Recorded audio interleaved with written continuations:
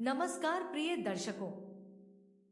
दर्शकों, मैं आपको माता सीता के बारे में बताऊंगा कि माता सीता लंकापति रावण और उनकी पत्नी मंदोदरी की पुत्री थी।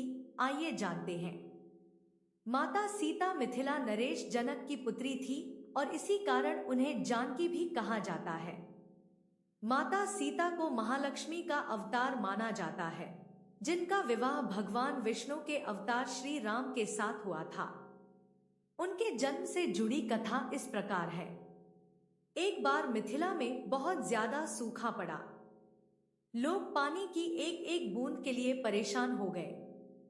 तब राजा जनक बहुत परेशान हो गए। इस समस्या से छुटकारा पाने के लिए उन्हें एक ऋषि ने यज्ञ करने और धरती पर हल चलाने का सुझाव दिया। तब राजा जनक ने उन ऋषि के सुझाव पर यज्ञ कराया और धरती जोतने लगे। तभी उन्हें सोने की डलिया में लिपटी मिट्टी में एक सुंदर कन्या मिली। राजा की कोई संतान नहीं थी, इसलिए उन्होंने उस कन्या को गोद ले लिया और उनका नाम सीता रखा। माता सीता कोई और नहीं बल्कि लंकापति रावण और उनकी पत्नी मंदोदरी की पुत्री थी। यह कथा हैरान कर देने वाली है, परंतु कई इतिहासकार इसे भी सत्य मानते हैं। इस पौराणिक कथा के अनुसार सीता जी वेदवती नाम की एक स्त्री का पुनर्जन्म थी। वेदवती विष्णु जी की परम भक्त थी और वह उन्हें पति के रूप में पाना चाहती थी, और ऐसा करने के लिए उसने कठोर तपस्या की। कहा जाता है कि एक दिन रावण वहां से निकल रहा था जहां वेदवती तपस्या कर रही थी।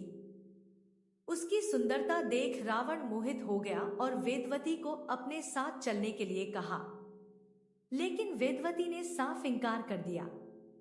यह देख रावण क्रोधित हो उठा। उसने वेदवती के साथ दुर्व्यवहार करना चाहा, किंतु रावण के स्पर्श करते ही वेदवती ने स्वयं को भस्म कर लिया। परंतु उससे पहले उसने रावण को यह श्राप दिया कि वह रावण की पुत्री के रूप में जन्म लेगी और उसकी ही मृत्यु का कारण बनेगी। कहा जाता है कि कुछ समय के बाद रावण की पत्नी मंदोदरी ने एक कन्या को जन्म दिया, लेकिन वेदवती के श्राप के डर से रावण ने उस कन्या को स्वीकार नहीं किया और जन्म लेते ही उसे सागर में फेंक दिया।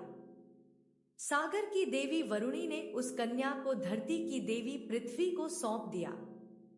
पृथ्वी की ही गोद में बसी इस कन्या को पिता के रूप में राजा जनक और सुनैना से मां का प्यार मिला।